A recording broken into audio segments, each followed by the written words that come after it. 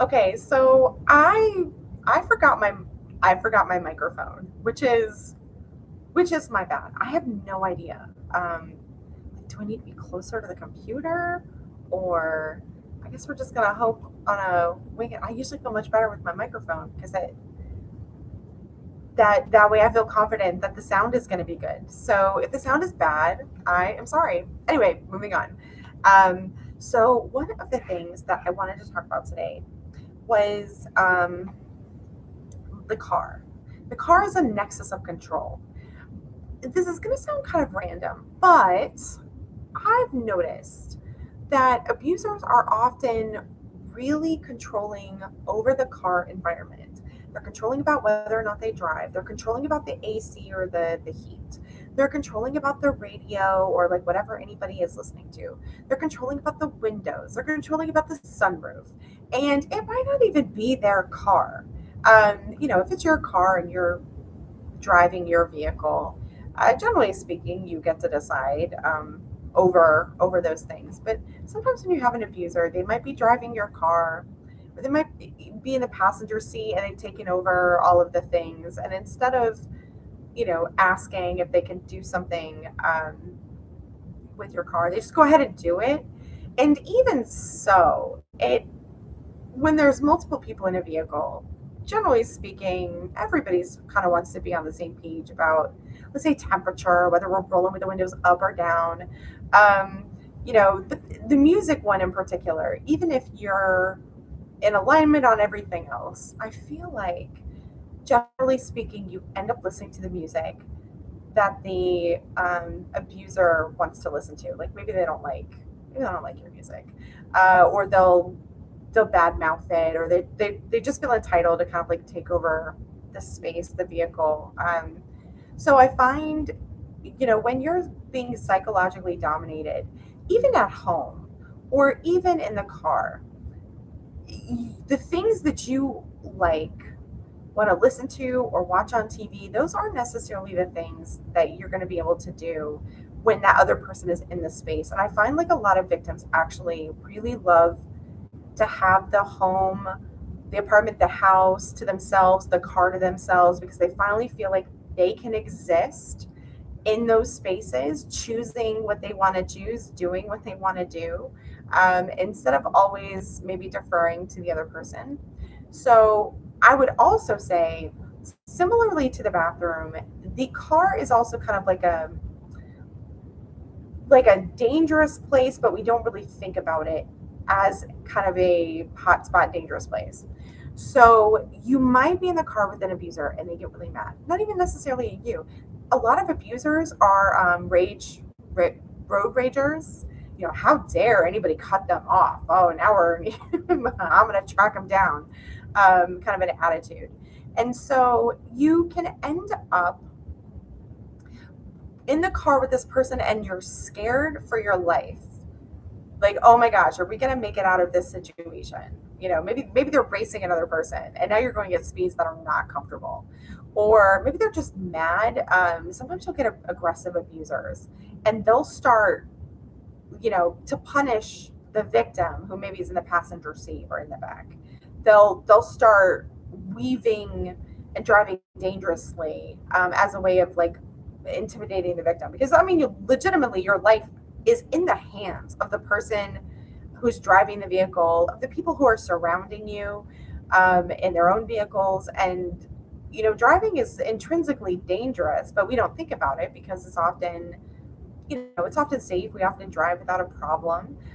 But so yeah, you can get intimidating abusers who, like, they haven't hit you necessarily, maybe not yet, but they're angry and they off put that anger out. And so whether or not you're like a bystander to the anger or you're the focus of the anger, the aggressive driving often is extremely intimidating, and it sort of gives you fear for your life without them ever actually having to officially say like, your life's in my hands and I'm gonna harm you. Similarly, if you're in the home with the abuser and they're putting holes in walls and doors, they're just being like very dominating, aggressive. throwing things maybe, or, it's always your stuff usually. But, throwing things, punching holes in drywall like next to your head. The whole point is to let you know not only are they angry with you, but they want to punish you and they want to hurt you and they want you to know that they want to hurt you. But they're not hurting you, so they're technically not doing anything wrong. I mean, those are the kind of like justification loops that they'll go through to justify it to themselves. So I find vehicles, and I mentioned this before, in general, being in a vehicle with people that you don't know or don't trust and it's not your car, you're often at their whim anyway.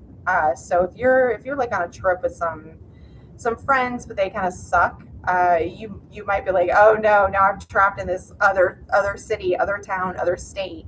And you might even be, out of the country and like a resort. You're like, oh, I'm trapped with them at this place, and I have no ability to get away because they're in control of, let's say, the vehicles, or of, let's say, the trip or something. So cars, weirdly, I feel like abuse resources really don't talk about them as like a dangerous place. But to me, cars, almost every single abuser I've known has driven in a way that was so aggressive and scary. So even when I was a kid, my dad would drive like that. He wasn't mad at us, but he would get mad at other people.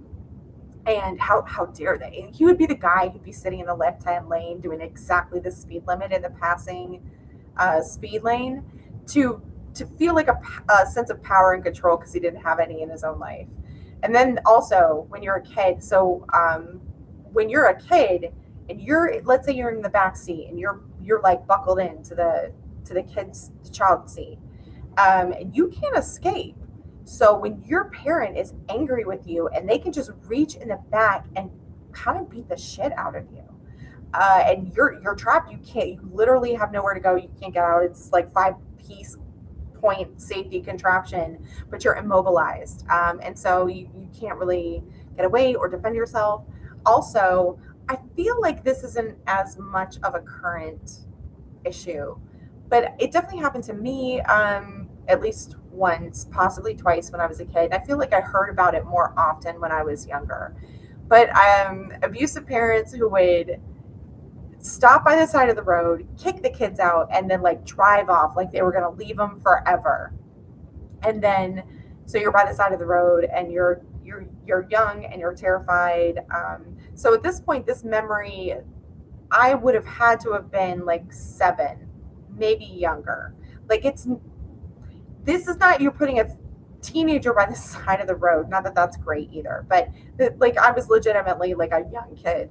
And so, of course, I don't remember what the justification was for himself, but he was triggered when I didn't agree with him with things. So it could have been one of these situations where, because he put me in a position where he wanted me to be like a, kind of like that spousal role where I would listen to him, but I would always have to agree with him because if I didn't agree with him, he would get very, very angry. And so that's a lot of the time when he would inappropriately lash out. It was weird.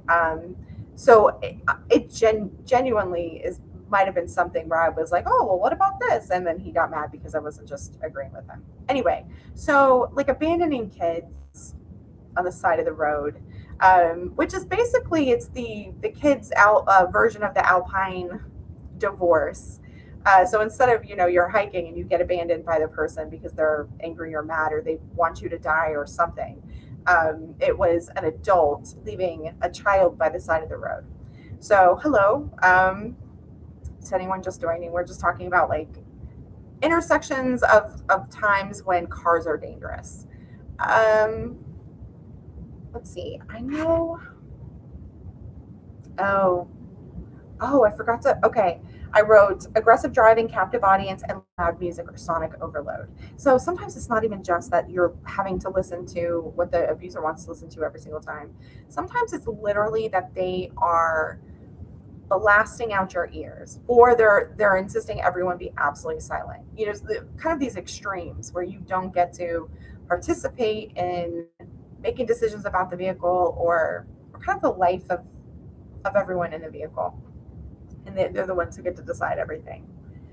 And I also, oh, okay, so I rewatched the video I did on abusers and how they want to feel right. And so even when they're not right, feeling right is enough for them, you know, to to feel as if they are correct, regardless of whether or not it's reality. And the way that they can do that is by getting the victim to submit as if they're correct. And what dawned on me when I was doing the rewatch is that the abusers, their response reminds me of when I would talk to people who I didn't realize were either schizophrenic or had schizoaffective disorder. And so the interesting thing about schizophrenia or schizoaffective disorder is this person has constructed a reality in their mind that isn't actually aligned with actual reality. They're pattern matching in ways that aren't supported by reality. They're assuming things to be true that aren't true. They're fabricating evidence. Um, so when you're talking to somebody who has schizophrenia or schizoaffective disorder, at least in the United States, it presents differently in other cultures. They're generally also very paranoid. And so they're going to tell you a story about how they've been victimized. The story doesn't make sense, though.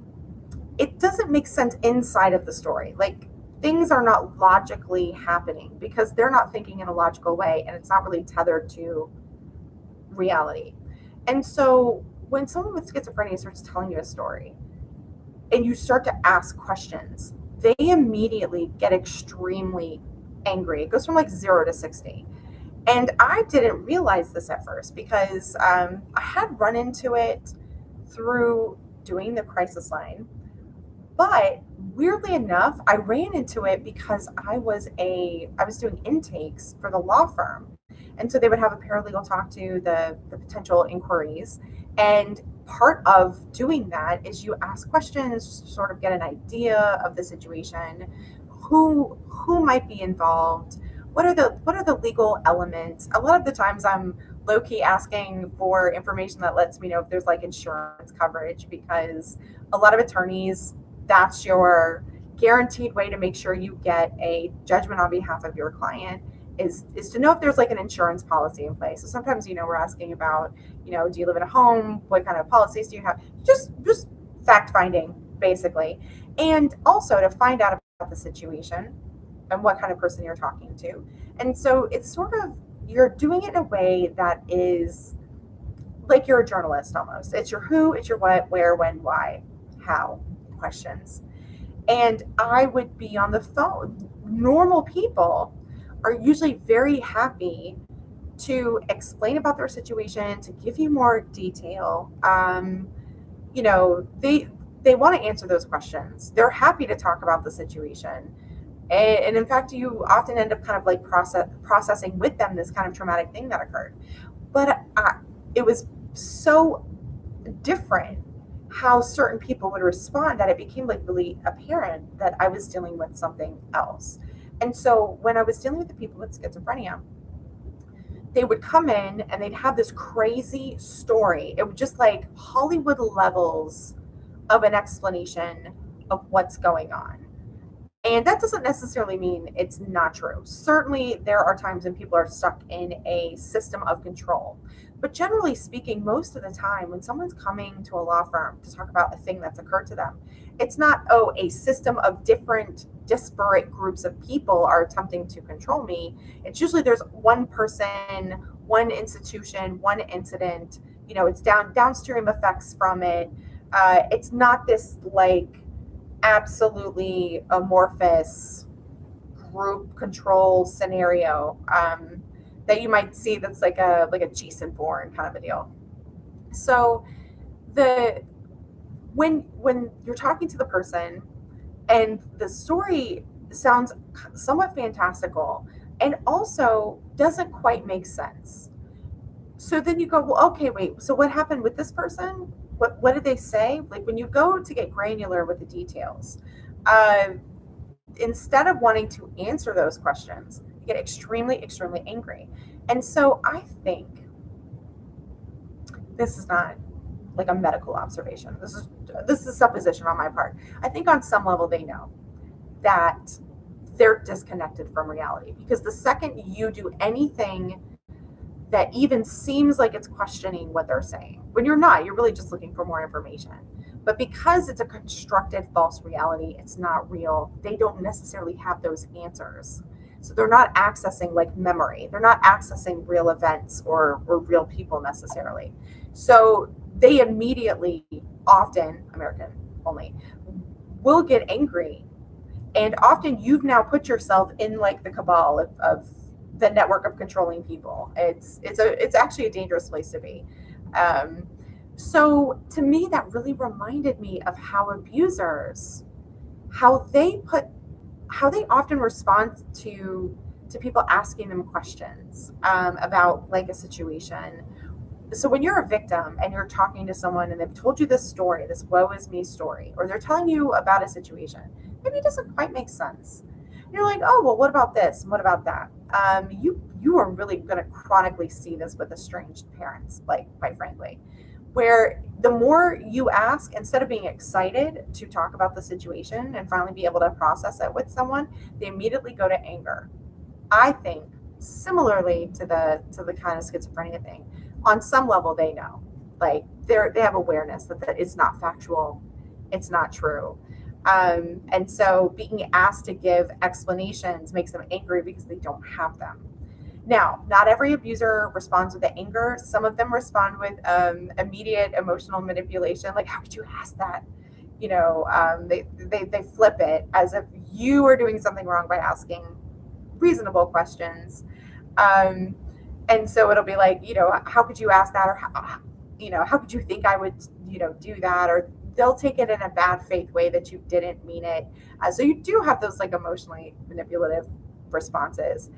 And then there's kind of like a third category of response that I think of as like the master calculating abuser response, where they're very methodical, very calculating.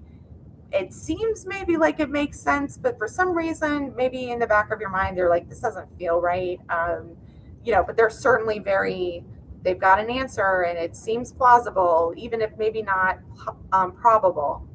But I find a lot of abusers, the first two responses in particular, where they immediately jump to anger or they immediately jump to emotional manipulation. Um, when you get those responses, you're probably talking to somebody who is not a safe person, who is not accurately representing themselves or whatever it is they're talking about or trying to convince you of. And it's kind of hard to explain this to people ahead of time, but I think this is an explanation that makes sense for people looking retroactively at their situation. Like, oh yeah, like they'll tell you something about people in their past, and then if you ask questions about it, they get really angry. Um, I know it could also be just, how dare you don't just accept everything I'm saying exactly as I'm telling it to you, asking any questions and seeking information. And that's honestly, that's nonsensical. A normal response to someone telling you about something they've been through is to demonstrate interest, is to ask questions. That's how you pass the ball of conversation back and forth from one person to another. So if they're making you feel bad for asking questions, like, then they want a specific kind of performative response from you, because the only other thing to do is to say, oh wow, I'm so sorry. That's terrible, right? But like, you don't, to completely cut off every avenue of inquiry is not normally how human beings like talk about things. Usually it's like, oh my gosh, that's crazy, wow, when did they start doing that? Or when did you notice this? Or it's normal to be curious and ask questions. So anyone who's immediately shutting down questions, reasonable questions of course, is someone to be like aware of. Okay, let's see. Did I want to talk about?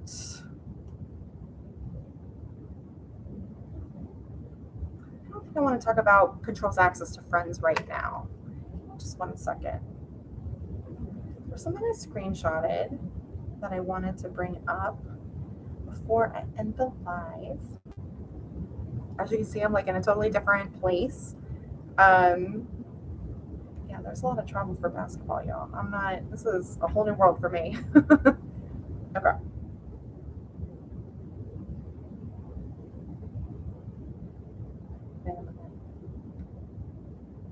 Oh, you know what? I wish more people.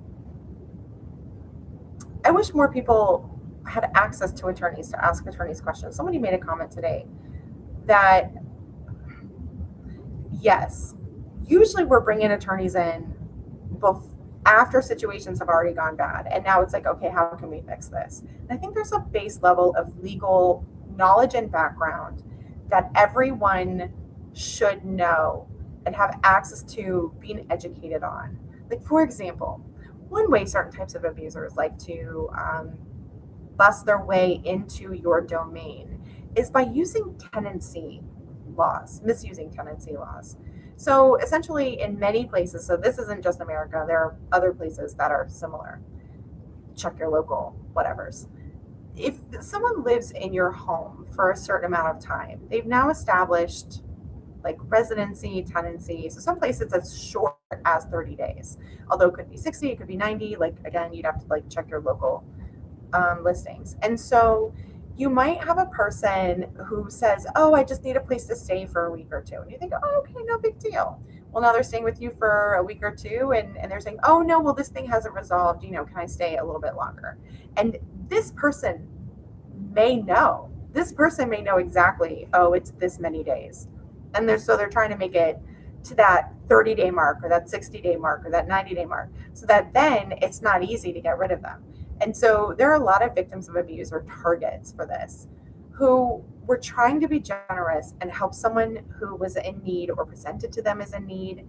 And so they're trying to be helpful, not knowing there's this legal element going on kind of in the background. And so if you have somebody who's doing this in a nefarious way, then you're like, okay, well, it's time for you to leave. And they're like, oh, no, sucks to be you. I'm now a tenant, and I'm a non-paying tenant, or I've established residency. You can't call the cops and have them kick you out because a lot of the times they'll say, oh, it's a civil matter, especially if they're starting to get mail at your place or something. So there's some legal concepts that I wish like everyone sort of just had like some base knowledge about. I think it would be very helpful. Now, to be fair, the same thing can be a benefit for victims of abuse because it means if you are living with someone, they can't just kick you out. They can't just say, okay, you're out of here now. With the exception of if there's violence and a domestic violence protective order. In that case, generally speaking, obviously I'm not an attorney, this is not legal advice, blah, blah, blah. But under those circumstances, that's a way to get somebody out pretty quickly, immediately. But in general, once someone's been living for that place and they've established, residency or tenancy, it's a lot more difficult to get them out. And so if you're the victim, you can't just be kicked out. In that situation, it can be a protection, but now you're living with a person who is a dangerous person and has been abusive. So it's like very minimal protection in the sense that you're not homeless. But it's something to know. Let's see. Other things that victims I wish knew. Oh, any laws kind of like around your property. If you are legally responsible for it, it's your property. You do not have to give anyone access to it, even in a relationship. We're getting to the point now where our phones have banking apps on them. They have Google Wallet, Apple Pay, all of this like really sensitive information. And so handing someone your phone, in essence, is like handing someone your life. You do not have to hand someone your phone. And quite frankly, I would not do I would not do biometrics on a phone. Again, this is not legal advice, but because you can open a phone while someone's asleep with their face or their fingerprints or something. Whereas if it's a number to type in, you have to know the number. So, I mean, there's like drawbacks maybe to that as well. No system is perfect. But basically setting it up so that your phone is your phone. You do not have to allow anyone access to it. It does not mean that you don't trust them. It means, oh, this is something that's so intrinsic to my life that anyone having access to it means it's automatically less secure. A safe person is going to know that because they're not going to want you on their phone necessarily either. I know I know there are some people that have open phone policies, but I'm sort of getting to a point where, we have all the banking information. Oh hey! Oh my gosh! Um, we have all the banking information on it. You have all of your individual apps. You have your money. Someone can just absolutely ruin your life having access to your phone. And like I said in that other video, someone can be trustworthy but not have earned trust with you specifically. And also, it's fair to say this is so intrinsic to my life and what I'm doing that to allow people to have access to it is just generally not safe digital hygiene. And so they might not agree with that, and that's their business. They don't have to agree with it, but it's your phone. You get to decide. You don't have to be compelled to produce any information or access to another person. It does get tricky though if you're on a family phone plan. If you're on a family phone plan, there is a lot of information you can get if that person is paying the account. Um, so getting a cheap phone, getting off the account, or doing as much as you can, maybe on a separate device, voice over IP. Like there's some ways to make that happen. So let's see, residency, owning your phone. I've mentioned before in videos like your car. That's your car. If that's your car, you do not have to let anybody drive it. You do not have to let anyone get in it. You have complete and total control over your car because you have complete access to it. And I feel like victims feel like they have to allow people in their cars or they have to allow them to drive it. You don't, if it's your car. Now, if they technically own the car, but they're letting you use it, that's a different situation. And that could be a nexus of control. Let's see what else. Another thing I think would be good for victims to know, like from a legal standpoint, would be to be able to get a sense of like what constitutes legal abuse. So often we're talking about, oh, this is abusive and that's abusive. And so sometimes victims, especially if they're young or maybe neurodivergent, they think, okay, this person's abusing me. And so they think they can go to the police and affect an outcome with the police. And there's a difference between something being abusive in a relationship, but maybe it doesn't meet the requirements for legally established abuse, something that you'd be able to involve the police in. So that's like another area. I feel like victims, especially when I'm talking to kids, I will be very careful to clarify. This is emotional abuse.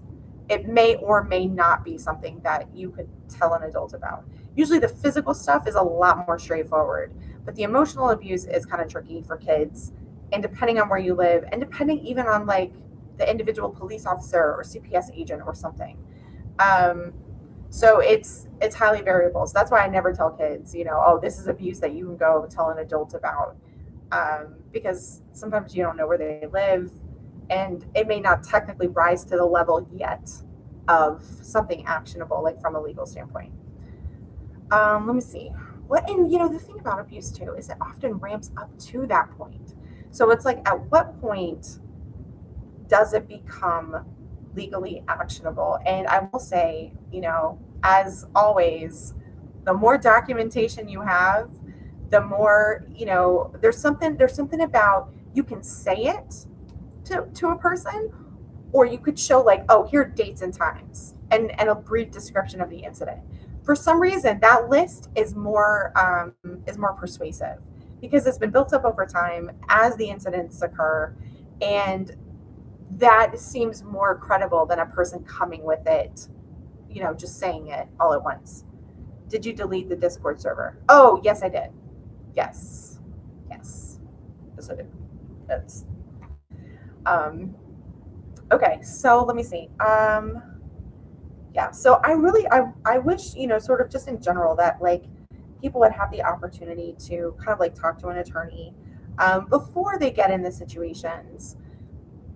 Usually attorneys get involved with like prenups, and I love a prenup, a fair prenup, but even before you move into somebody's place or they move into your place or you give someone access to your things, I think it would be good to know sort of what is where the legal boundaries are, if that makes sense. That was good. I'm not gonna save that though.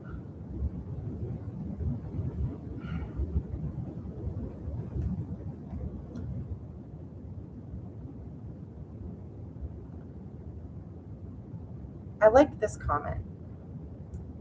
I usually try to take things out of the gender, so I'm going to read it, but like we'll understand that it can apply to women too, or it's not heteronormative or whatever. And it said, um, "Is there a reason why?" Oh, yes, yes. But I'm not going to discuss it. Um, but yeah, there are good reasons. Okay. So the comment is he's not engaging in good faith.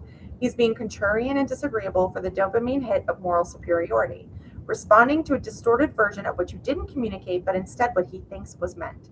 He's not making a genuine effort to understand the actual position.